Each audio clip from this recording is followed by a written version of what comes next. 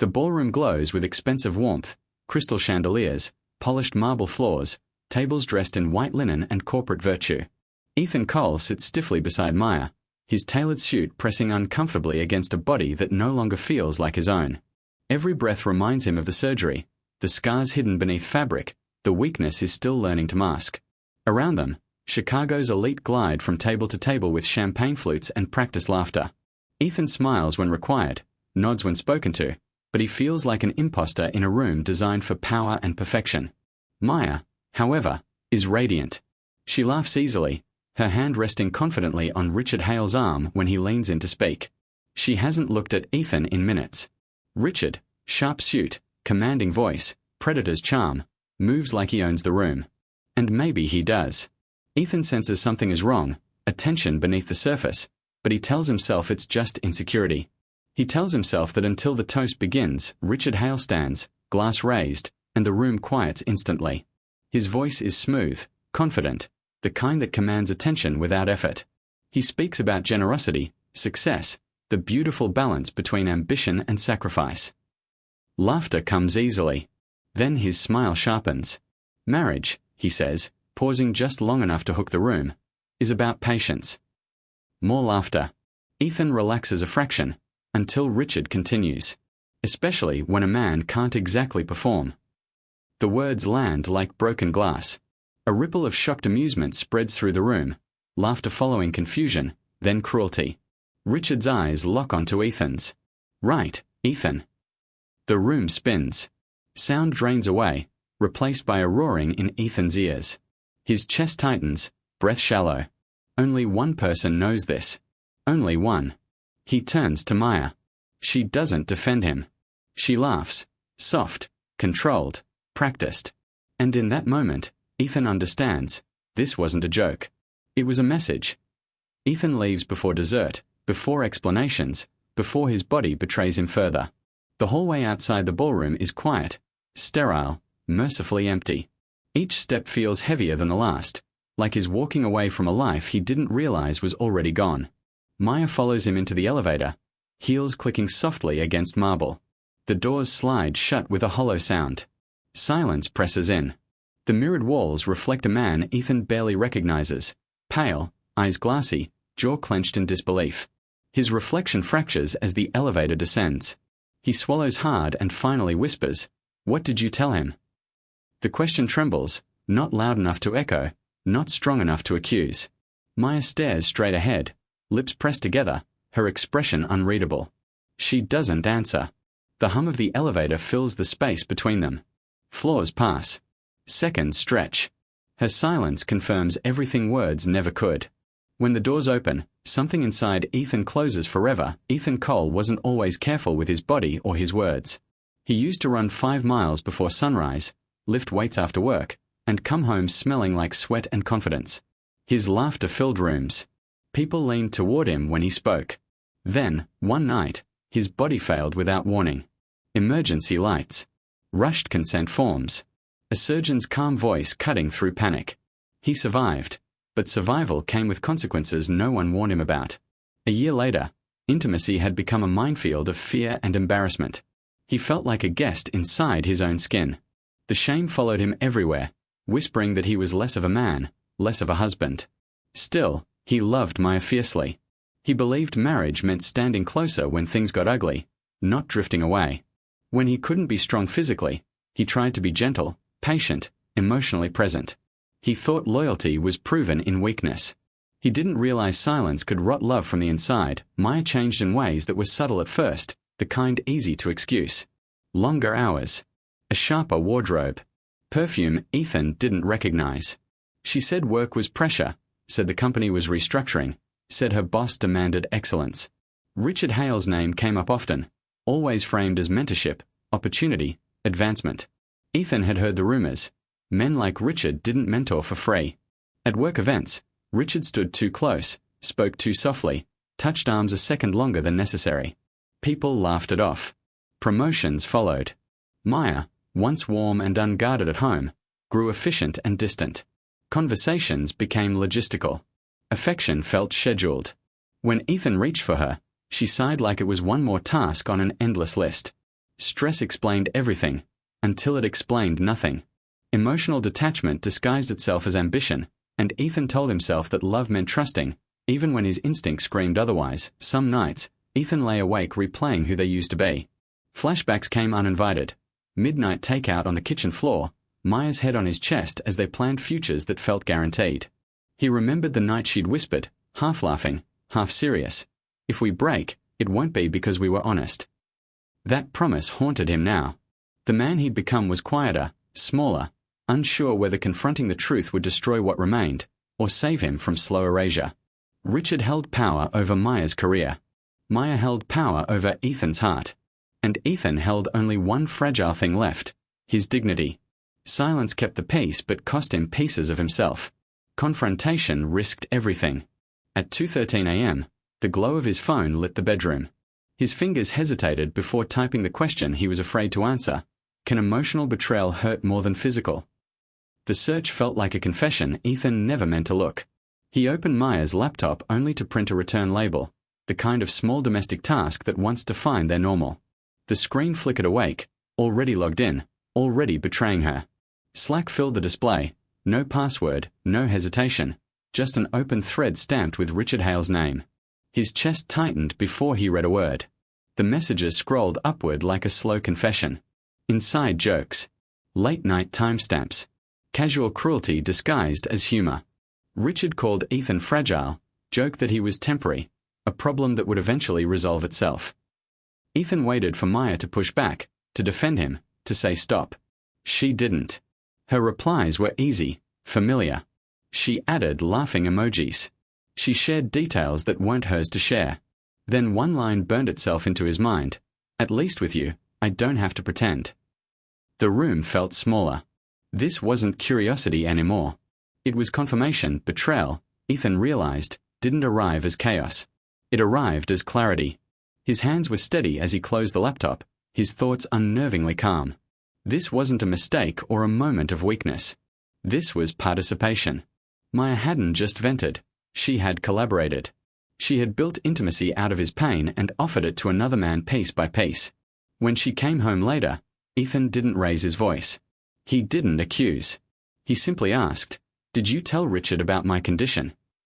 The pause before she answered was louder than a scream. She sighed, rubbed her temples, and said it was complicated.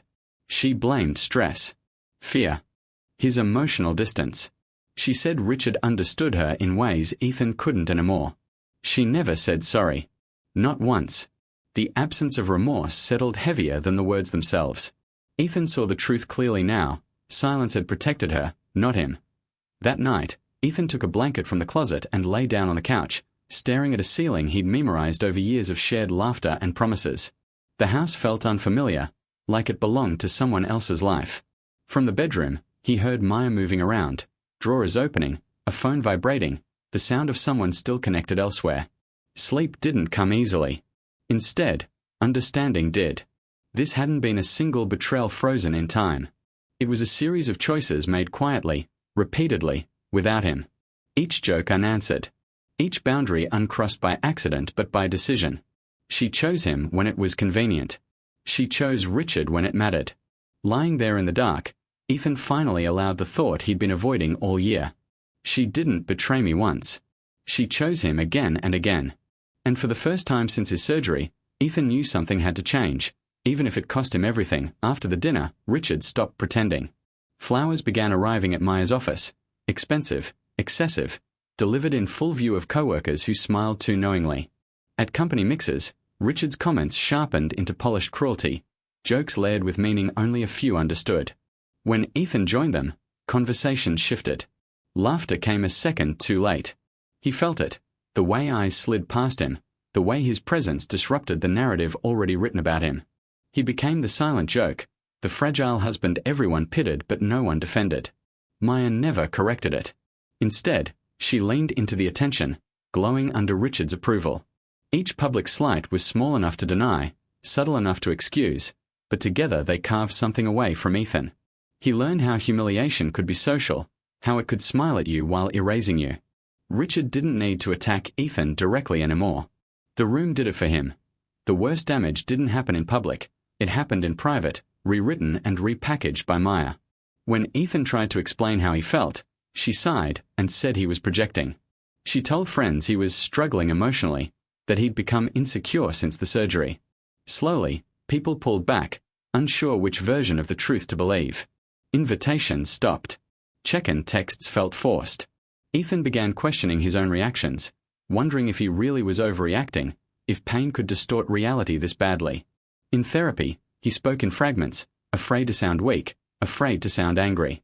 His therapist asked whether his shame belonged to him, or had been handed to him. The question lingered. At home, Maya grew colder, efficient, distant. And one night, passing the hallway, Ethan overheard her on the phone. Her voice was low, confident.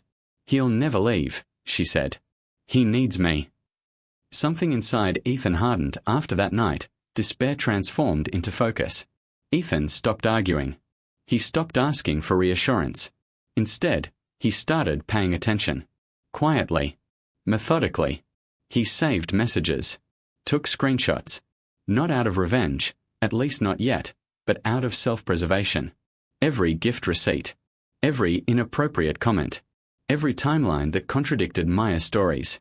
Documentation became his anchor, proof that his reality was real. In therapy, his posture changed. The anger stopped spilling everywhere and began condensing into resolve. He didn't want to disappear anymore. He wanted clarity. Control.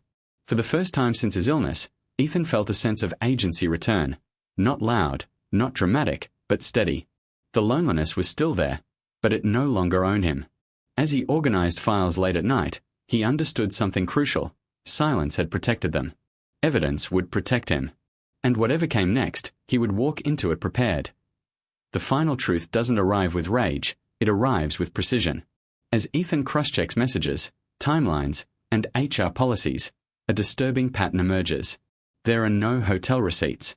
No secret nights. No physical affair to rage against. Instead, there's something colder. Richard didn't seduce Maya, he cornered her. He cultivated dependency, offering protection in exchange for emotional access. He turned Ethan's condition into leverage, a quiet threat disguised as concern. Promotions dangled. Job security implied. Humiliation normalized.